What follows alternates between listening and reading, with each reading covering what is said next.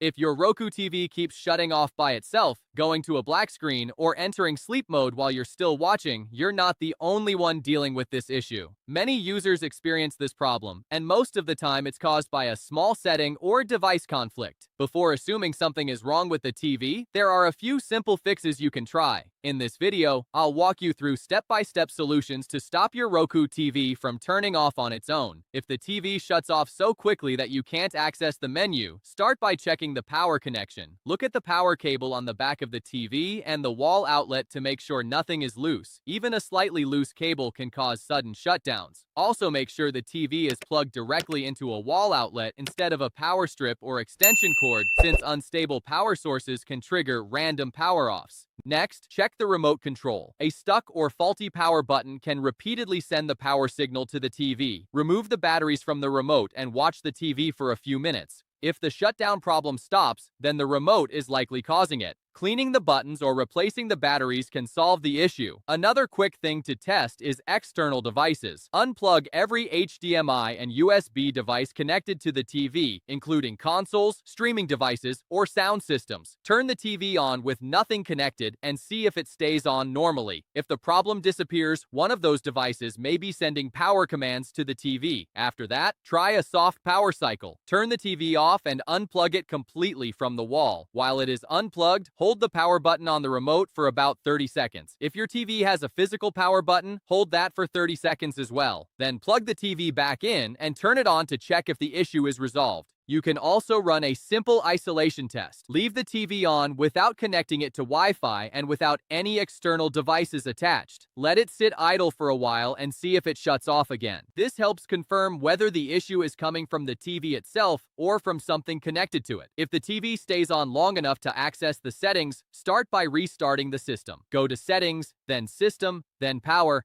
and select System Restart. This clears small software glitches that can cause unexpected shutdowns. Next, check the power and timer settings. Go to Settings, then System, then Power, and open Auto Power Savings. Turn off the option that shuts the TV off after 4 hours. Also, disable any inactivity timers and check the sleep timer to make sure it is set to off so the TV does not shut down automatically.